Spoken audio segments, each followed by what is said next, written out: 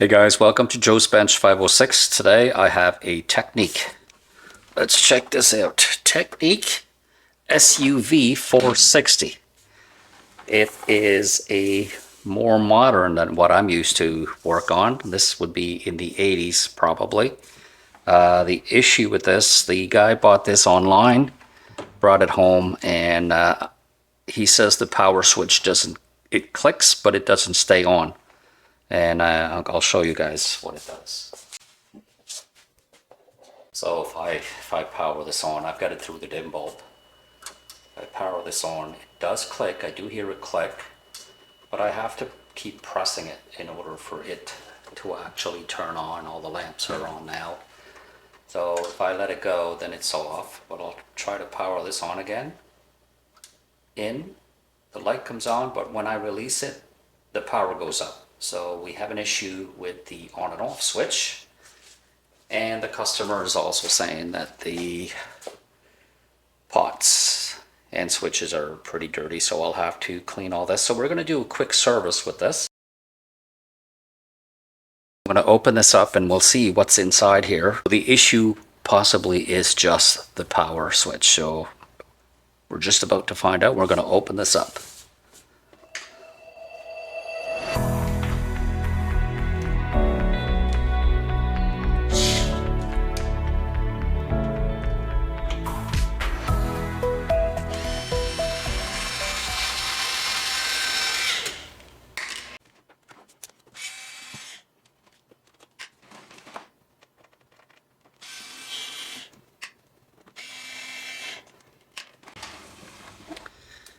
Okay, let's try this.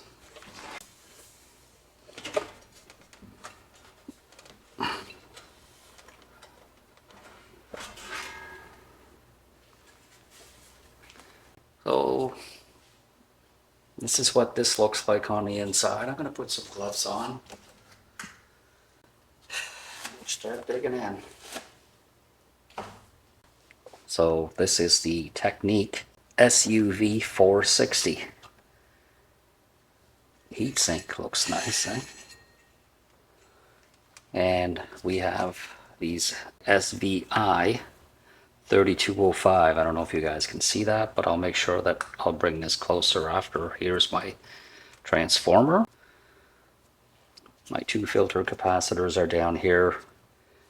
I have a relay that's hidden. Anyways, the power switch is back here.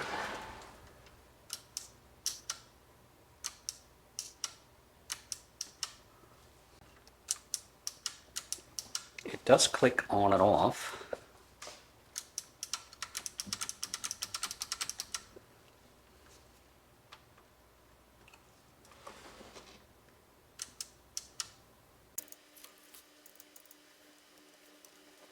I am going to take that out of there.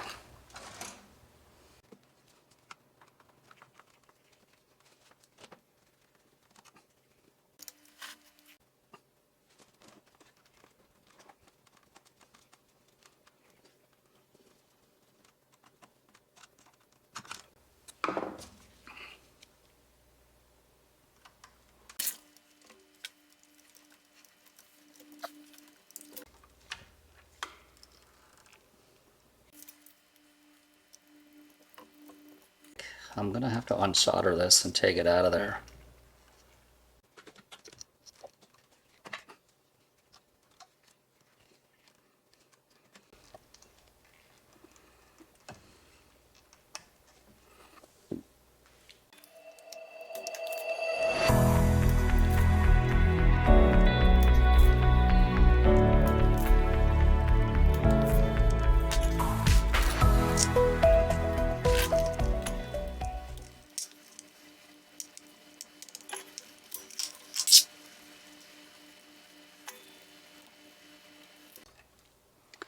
And there's the switch. We'll be able to investigate this switch a bit more.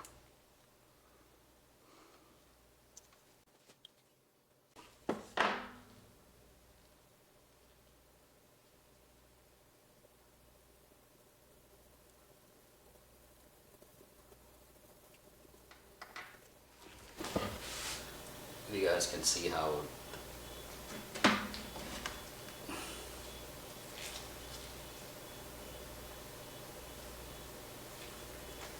the contact that is on,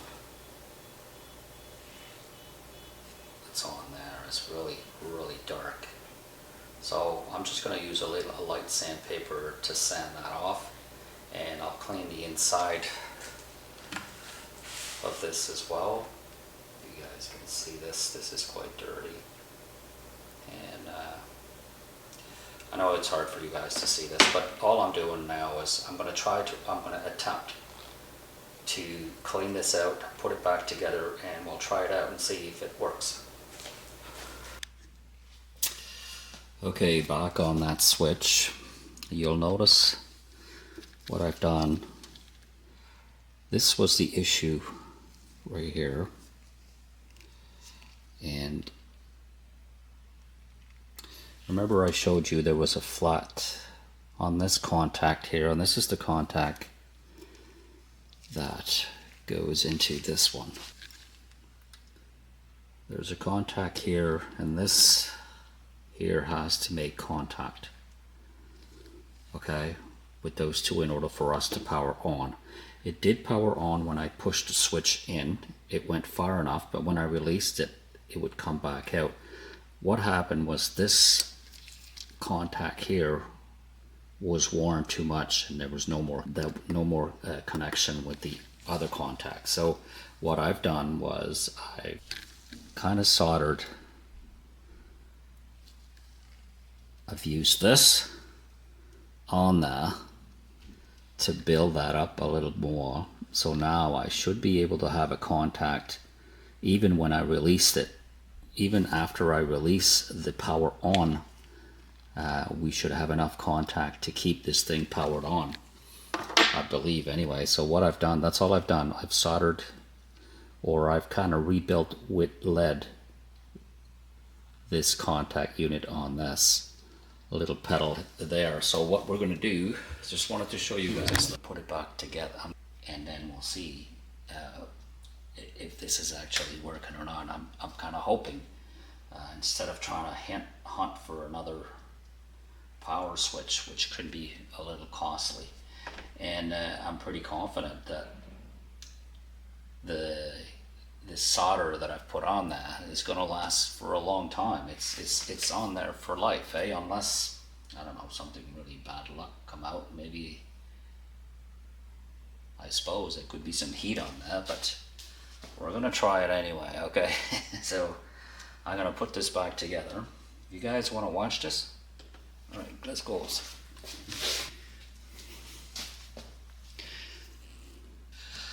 So I'm going to attempt to put this back together. All right. So I'll put this guy first.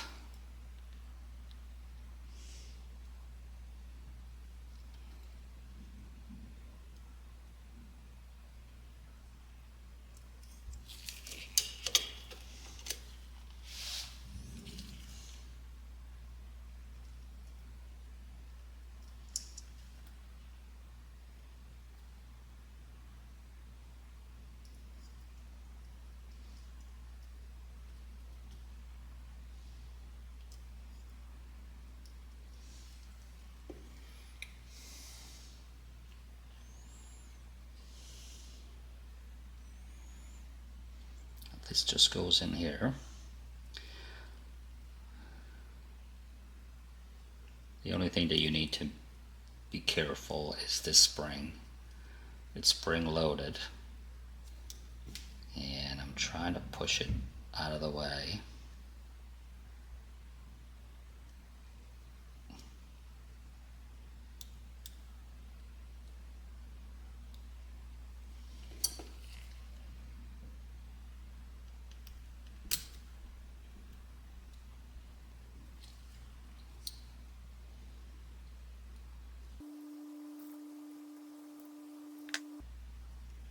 There, it's in. So I'm going to slide this back in there, but I won't put it all back together again, and I'm just going to test it out. I don't want to bend these too much because then they could break. But taking it easy here.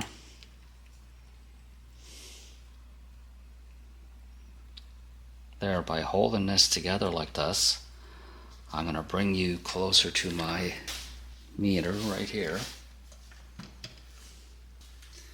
Okay, what I'm going to do, trying to hold this together like this so it doesn't go anywhere. So this is working okay. I just want to make sure that when I push it in, I still have a contact. So I'm going to use my multimeter with this.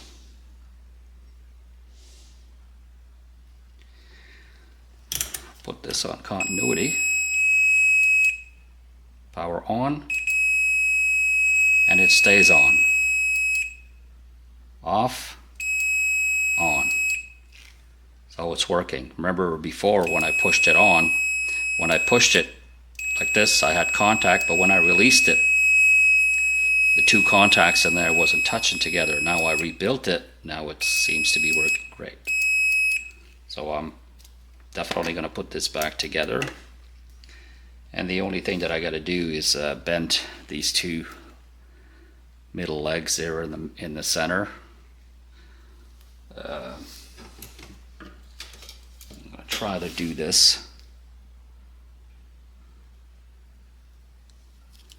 as calm as I can be.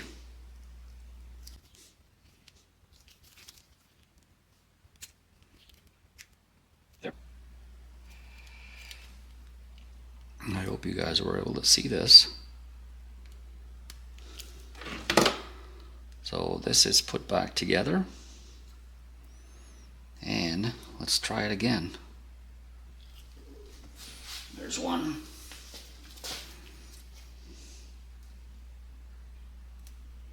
There's two.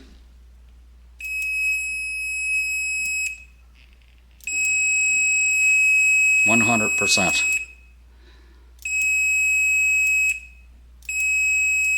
So 5 times, 5 times I've done it. 5 times it worked. If you're asking me, this is a fix. I'm putting this back in the unit.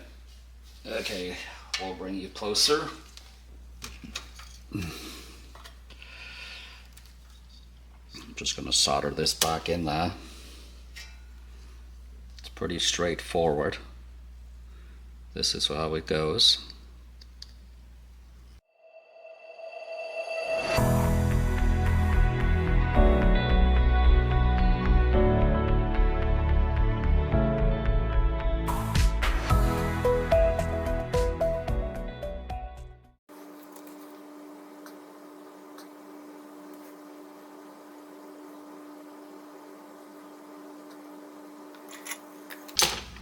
Okay guys, I think this is it.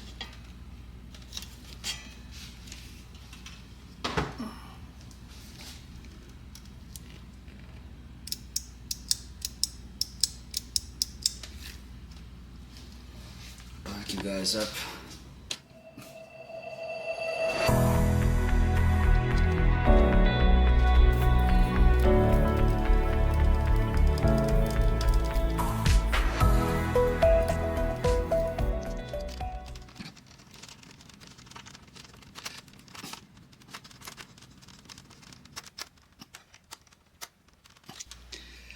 Okay, so I'm pretty confident that this is going to work. And we're going to try it out. Put this back. Put this away before I start losing some parts. Okay, now that we've rebuilt the power switch, I want to actually see if I plug this in, is it going to work? And I'm here to test this. You guys can see everything here, right? Yeah.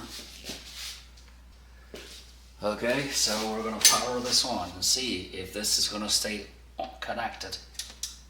Boom. You have light. I even actually heard the relay clicking, so that switch has been repaired. Now, Just a little bit about this switch. This switch is it's something that it's very expensive if you need to replace it. On eBay, they will charge you 20 bucks for the switch and $30 for shipping. It's just ridiculous. They soak you on the shipping. You need the switch, and guess what? You're gonna order it because without the switch, this thing is not working. So what I've done with this is I kind of saved a little bit of money for the customer, and this is what you guys can do too. You can always look at it. Maybe it can be repaired, just like this one. This one was a little bit of tickering. You were able to, but my issue was the connections weren't connecting. As soon as I pressed the power in, the connection would go in, but as soon as I released the power button, the connection wasn't staying connected. So what I did was I rebuilt and that connected it. It was kind of wore out. I put a little bit of soldering on that, and it made a nice bulge over there, so I was able to now it's staying connected as you can see it right here. See it? Power on, and it's pretty cool.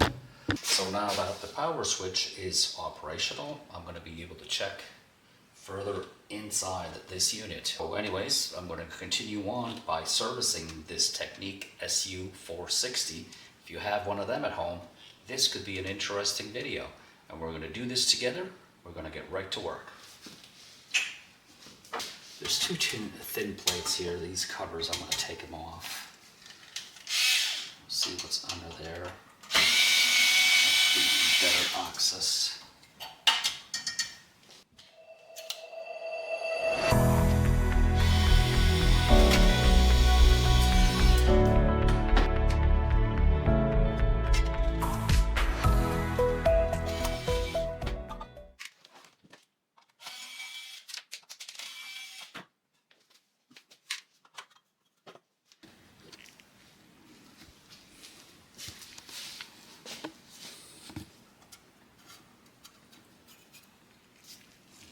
Right in here. But anyways, this is what it looks like. We didn't go through it first, but I really like the heat sink. Really well built heat sink, eh? It's really nice. The transformer would be telling me that this is probably pushing a good 40 watts anyway, 40 watts per channel. I would say, I'm not sure, I didn't check this out. Check out the power pack. 2305. Okay. Anyways, check out the dust. We're gonna bring this outside to get the dust off of there, and then we're gonna get to work. Look at this, pretty interesting. Since everything is working, I'm gonna take a new minimal switch over. He says there's a lot of crackling around the pot, so I'm gonna have to somehow get in there. We'll investigate this a little closer, and I am going to check these capacitors as well as much as I can. And first of all, we're going to get the dust out of there because it's ridiculous. Okay, so we're going to take a pause for this, and then that'll be it for today.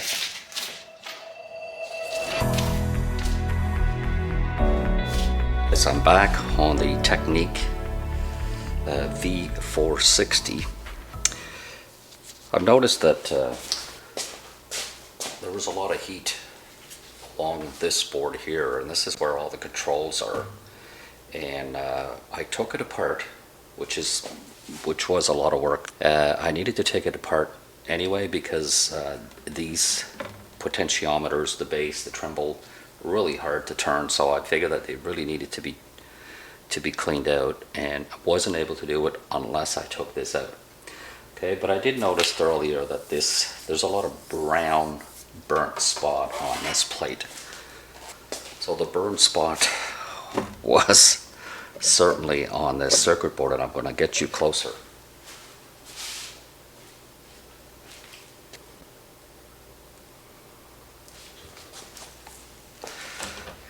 I don't know if you guys can see this, but I'm sure you can. Right here, it's really dark, and I really need to invest this. I'm gonna I'm going to check these components here. There's two capacitors and there's two resistors. These resistors are 1.5 k ohm resistors, and these capacitors, not sure what they are. I'll check them. They're the 47 at 25 volts, and there's also these little resistors down there. I will be checking them. Say, look, I don't know if you guys can really see this on the camera, but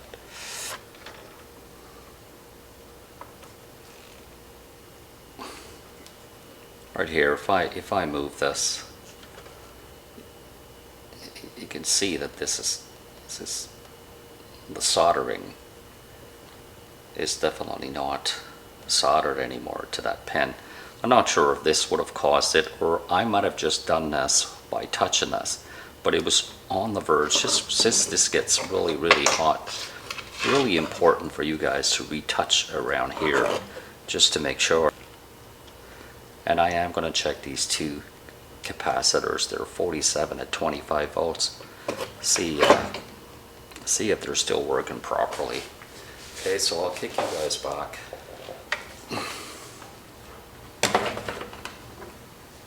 Gonna get the wizard on deck here and check these capacitors first thing.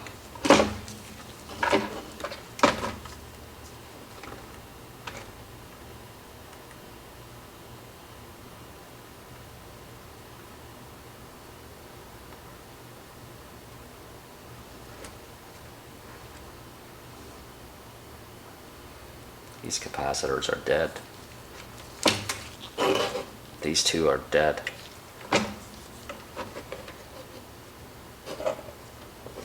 And I'm not sure about these resistors here. These are high voltage resistors. They're about, I'd say about at least 1 watt.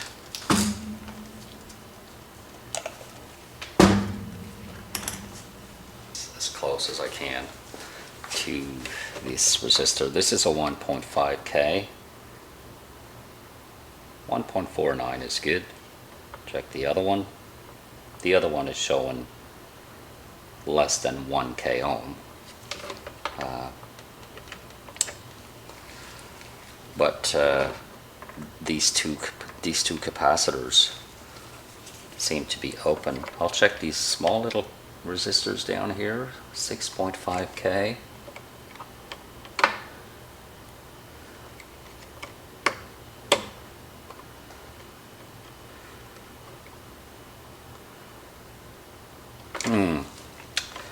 Okay.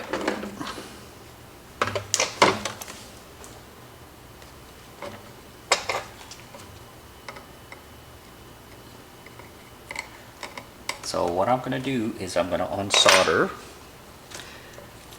these two capacitors. I'll fire this iron and we'll check these two capacitors off circuit. My capacitor wizard is telling me that they're open. Let's check it out.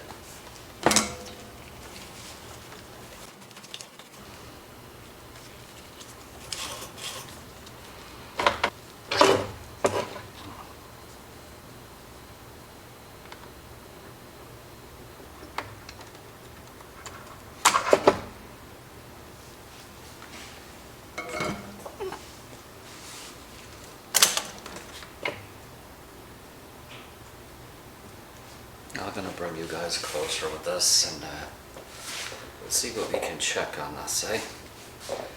Really want you guys to feel the importance of checking these components. Now, I had a clue of this, all right? So this brown spot here, really burnt spot, this really is getting too hot. So this capacitor is a, bring you closer here, a 47 microfarad at 25 volts. My capacitor wizard told me that there was an issue with it online. So we'll check the capacitor wizard.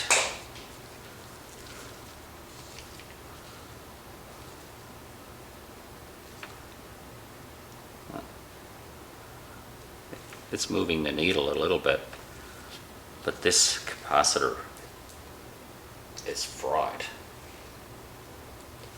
Here, test it again for you guys. See the needle? It's going up a little bit, but that's it. So my capacitor wizard in circuit was telling me that this was bad. You take it out of circuit, it's truly a bad capacitor. Now let's get the other one out of there as well. And there it is.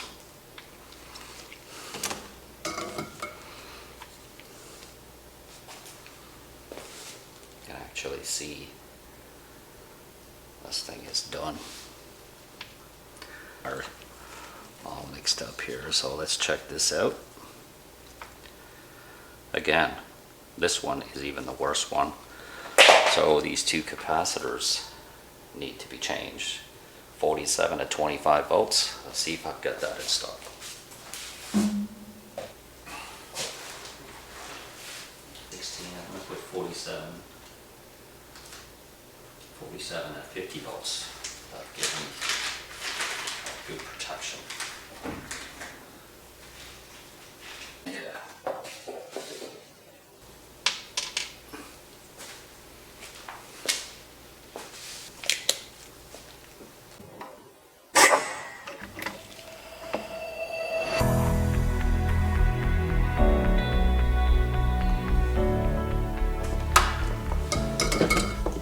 And they're well marked as well, which is a good thing. Now, I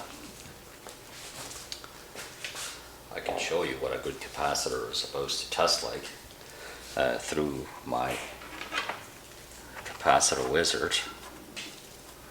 The needle should go all the way up to the green, and there it is, all the way up to the green. This is a good capacitor. This doesn't give me the value of the capacitor, but it's telling me if the ESR is good on this. Higher ESR means higher ohm, and the higher the ohm, the harder it is for the capacitor to do its job well. And I believe what happened to these capacitors is it was way too hot in that section and they dried up prematurely. The red mark, this is where the two capacitors are going to go, one there, one there.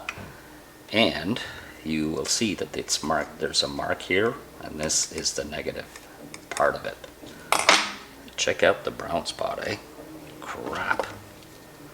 See that this is the negative, so the longer leg is the positive. Put this one here. And here's the other one. Longer leg is the positive. Shorter is the negative. Two brand new capacitors on here.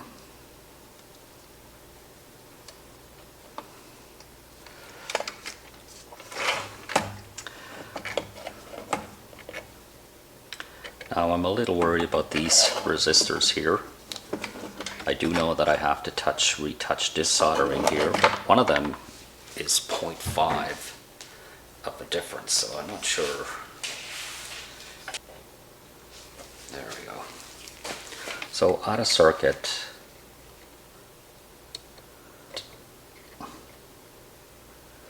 it's robbing me of, oh, this is only a 1 ohm. I'm sorry. Well, this is testing good. This one is a 1.5. I thought they were both the same, but this is only a 1. So this is testing good. Okay, here we go. My bad. So we're gonna solder this back in there.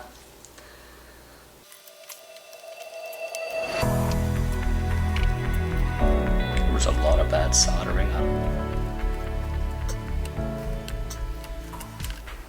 Alright, I think we've got it all.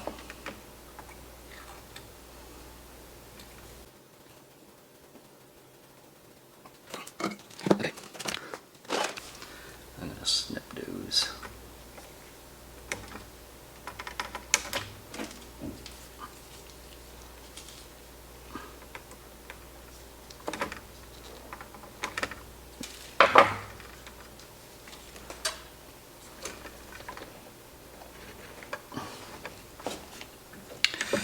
Okay, I've soldered everything back together. Pretty good job. 2 brand new capacitors. And I checked some soldering on this board, so now I'm ready to put this back in now. It's a little tricky, but we'll get it done. Okay, so I'll put this in here. Make sure everything is good. It's pretty compact, but it works great when you've got it all figured out.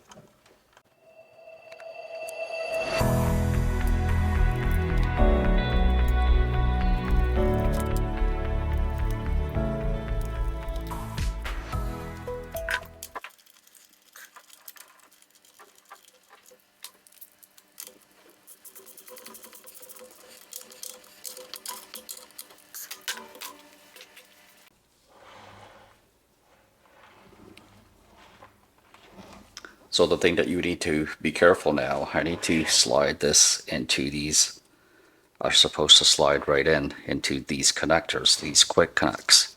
So you have to be careful when you put this back in. It has to be lined up, okay?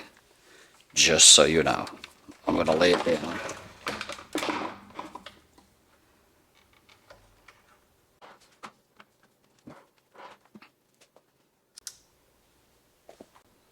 I'm hoping all my hard work is still gonna work, which is good. I'm glad.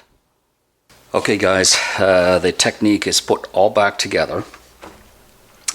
A little, no issues, but you have to take your time to put this back together. Sort of like a puzzle where everything snaps back together onto the next board. The quick connects needs to be properly, or you're not going to have a good connection on this. Okay, I've tried it out, everything seems to be working great. What I want to do now is I am going to check a couple of things on this. I'm going to check if I have a good bias on this. It should be set to about 25 according to the service manual. We'll check if I have DC voltage. The bias I'm able to set as well. There's 2 trimmer pods right down here, which I'll show you that in a couple of minutes. I want to check the bias, and the bias is a bit tricky on this. See these trimmer pods right here? Would be for the right. This would be for the left, right down there. These are the trimmer pods for my bias. So the pins that I need to connect my multimeter are these pins right here, these 4 pins. They're awful close to each other. So all I'm saying is you really need to be careful if you do this. And I'll show you what I'm going to do.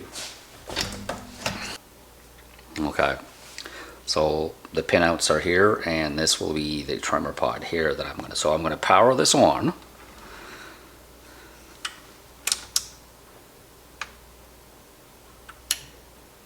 Relay clicked in. I'll put it on millivolts, and right now I'm reading 16.3. I'm gonna let this warm up, because remember I shut it off. My probes on these pins are too close together.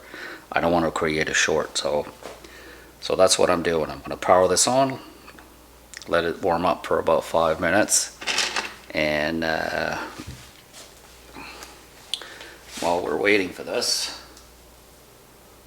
right here, my measurements.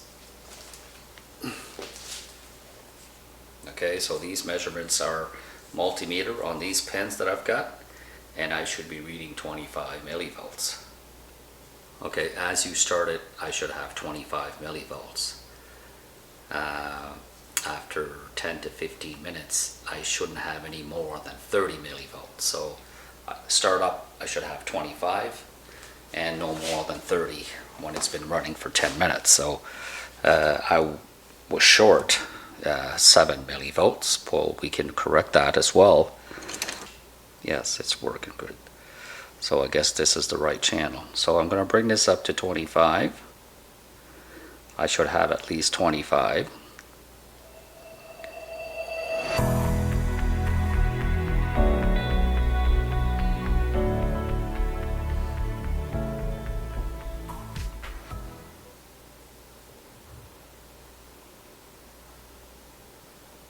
There's my 25.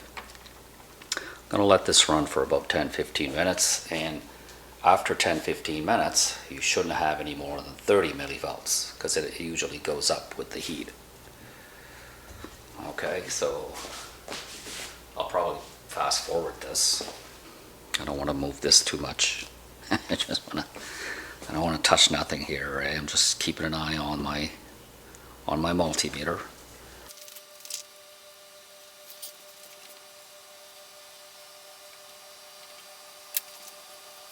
I don't think it'll be reached over 30 millivolts. It's sticking around the 25 mark. I'm really comfortable with that.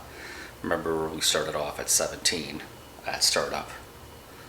So we've adjusted that. I think that should be good. I'm going to shut this off now. And I'm going to move these pins.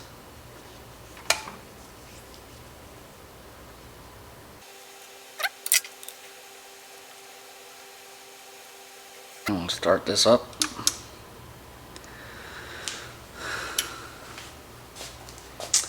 This one is at, it's going up.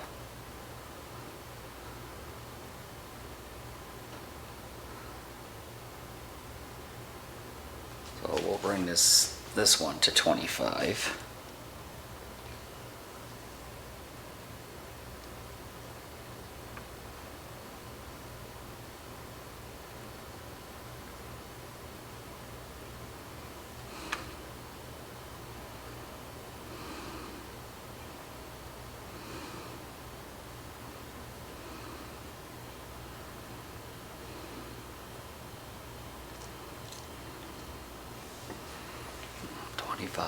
There we go.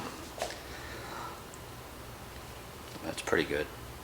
I'm really happy with this. This is, and I know this is not going to go above 30. And remember, I have my speakers hooked up to this, and I have this on an 8 ohm load.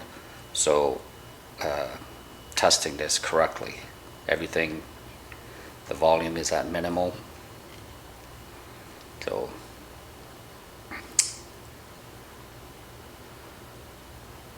I'm good with that. I'll power this off again.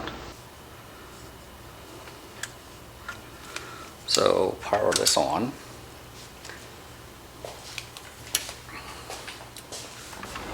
And leaving this on my millivolts, I just want to see if I have any DC voltage on this. So we'll try the left channel. 0.7 millivolts.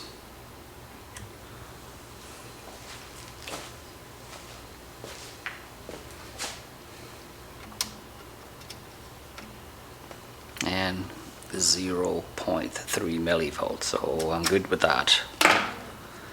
So no DC voltage. This thing is ready to rock and roll. Okay, so I'll back you up from this. Okay guys, bias is set, no DC voltage. I'm ready to put a frequency of 1000 Hertz or 1 kilohertz. Same thing, okay? So we're going to do this. Let's see what happens.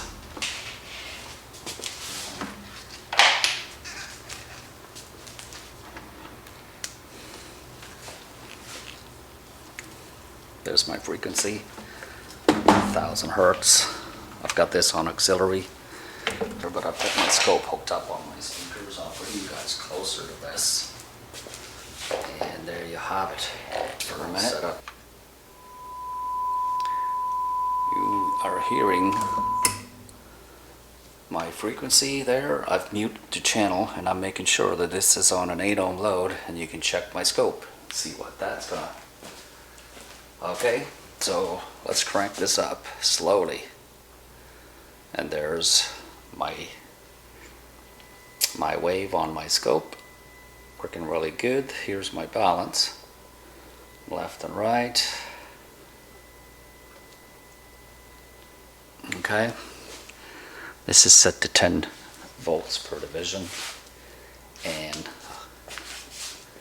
we shall crank this up.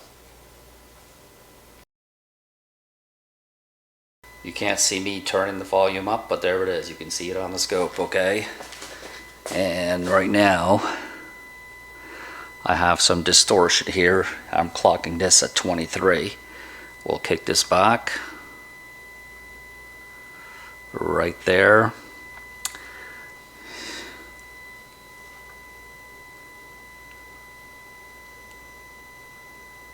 At 22.4, have no distortion here. I have a perfect wave, and so 22.4 RMS is a powerful amp actually, and we'll add that up for you guys as well.